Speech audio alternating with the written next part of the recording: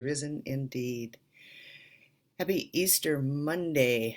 Um, Having a little trouble getting moving this morning, but nowhere near what it used to be after doing 14 services during Holy Week, which we didn't have to do this year. Um, so I hope you all had a wonderful uh, and blessed Easter tide. Lots of different kinds of things going on with people all over the country, Facebooking and Zooming and driveway meeting and all that sort of thing. So I hope that you had a chance to connect virtually with folks in your family and friends from far away. And at what would we ever do without the internet? Um, it's just it's just that morning. Good morning, Brenda.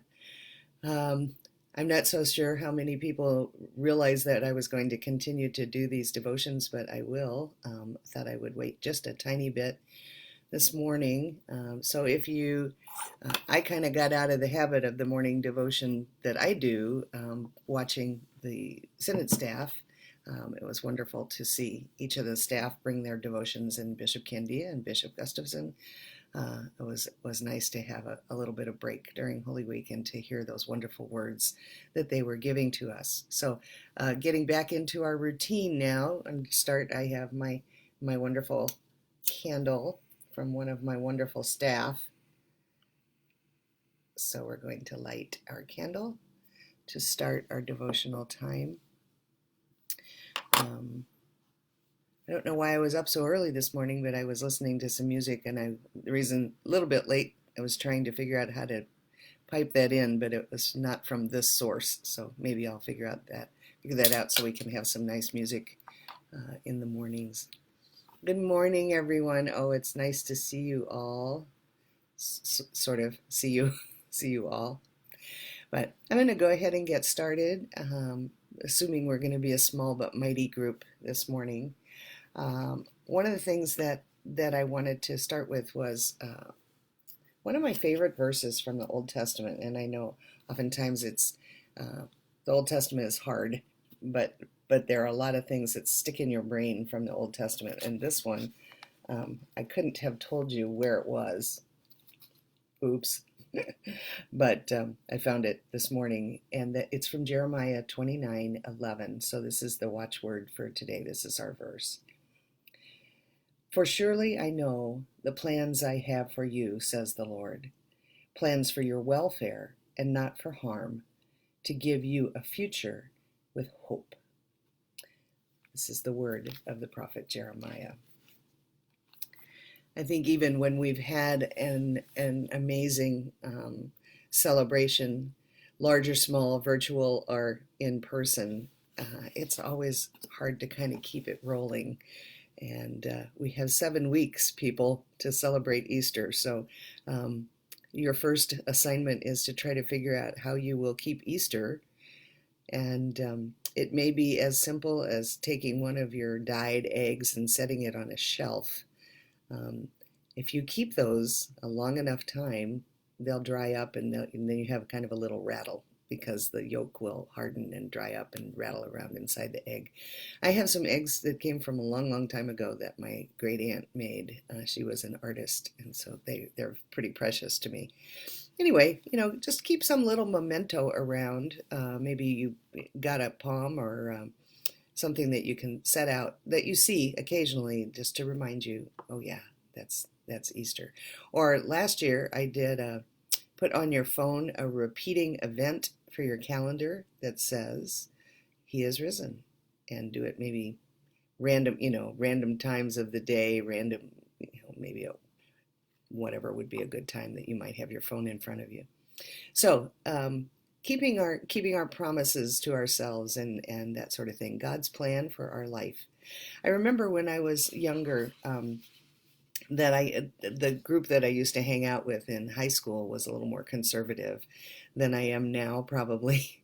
But they always talked about God's plan for your life. What is God's plan for your life? And kind of like, what are you going to be when you grow up? Sort of thing. I never really quite knew how to answer that because I was thinking, well, if God has a plan for my life, my assumption is that at some point God is going to let me know what that is. But I don't think me coming up with God's plan for my life is right. So even as a youngster, I kind of like I didn't get that how people could say, what is God's plan for your life? And then when I got a little older, I remember someone sent me an article because I was single for a long time, um, and well-meaning friends, religious friends, would send me things like God's perfect plan for your mate, God's plan for your love life, God's plan for this, that, and the other thing. And I'm thinking, then I was sure it was like, this knowing God's plan for your life is odd, I think, just that idea. And then I felt God's call to the seminary and to become a pastor. And then it became pretty clear to me um, that God did have a plan for my life, or I'd like to say God had an aspiration for me. God had a dream for me.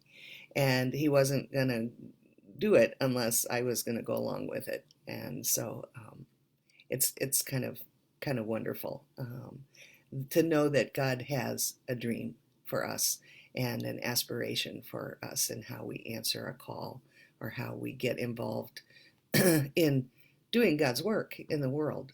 So I kind of wanted to think about that this morning a little bit and pick up from yesterday's sermon um, about the woman in the homeless group that they were reading the gospel story.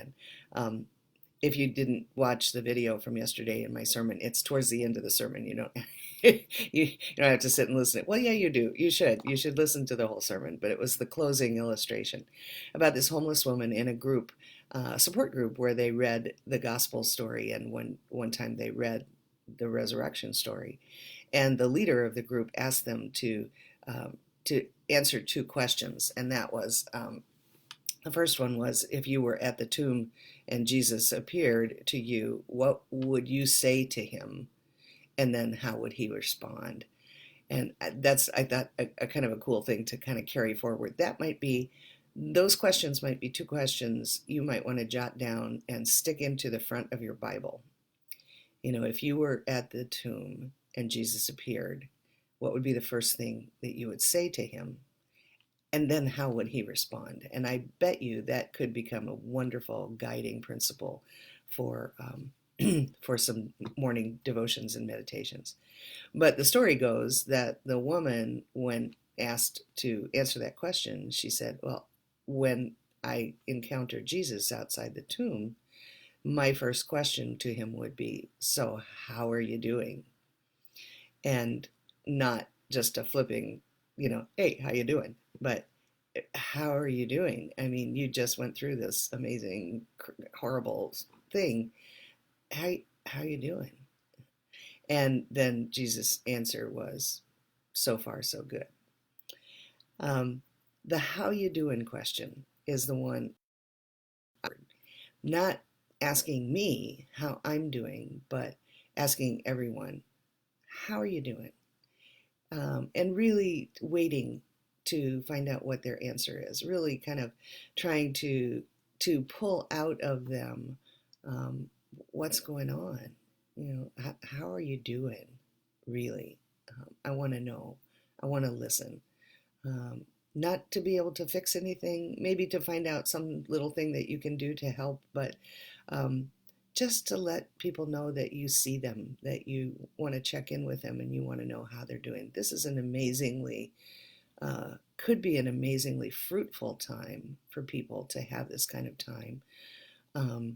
I mentioned before that I could feel the changes of being at home and working more on my schedule without having to be so responsive constantly throughout the day, which is fine, but it kind of takes you off your game when someone interrupts or somebody calls or something comes up. And I noticed that I am sleeping better. Last night I slept 7 hours straight without waking up, which I haven't done that in years. So how you doing? What's going on in your life? How is your body responding? How is your spirit responding? What are you yearning for? And, how are you keeping yourself together? Jesus, after being crucified and, raised and coming out of the tomb, I really want to know. And one of the things, one of the phrases that really got to me was, um, Jesus has gone through betrayal, crucifixion, and death, and now he has been raised by God and come out of the tomb. You might want to sit down and hear that story, a story that needs to be told and listened to. And then you might have stories of your own that also need telling about loss or struggles or loneliness, wounds or fears. You might even share a tiny resurrection story of your very own. How are you doing? Seems to be a wonderful place to start sharing hope. I think when we talk about God's plan for our life, God's dream for us is that we will be people of hope. And I think that Jesus, when he responded and said, "So far, so good," to this woman, the indication is that, we've been somewhere and now we're going someplace else. And I think this time, especially in Matthew's gospel, the point is this time he's not going ahead of them. This time he's not going off on his own. This time they are going to be involved as the phrase created co-creators. That might have been God's plan all along, God's dream all along. Or maybe God just watched us be and do how we do life, having the gift of the freedom of the will. Maybe God just observed how we do that and then said, "These people and I can do wonderful things together." So, regardless, remember to this day that you have the privilege of doing God's work with your, I won't say hands, I'll say heart. You get to do God's work with your heart. So start where you are, and then when someone asks you how you doing, you can say, "So far, so good." But remember, God's plan for all of us includes each one of you. This is a God of hope, which is why Easter happened. To be able to walk in the face of what's happening in our world today and to be God's heart to one another. So how are you doing? Send me an email, send me a text. Let me know how you doing, because right now I got nothing but time. Hope you all have an amazing and wonderful day. Yeah, you probably will stay inside today. It's just a little nippy outside this morning. So be well, stay safe, keep washing your hands and keep your distance. And we will see each other in person again. I am confident. So I love you, I miss you, and we will meet again in person. Have a wonderful day and blessed Eastertide.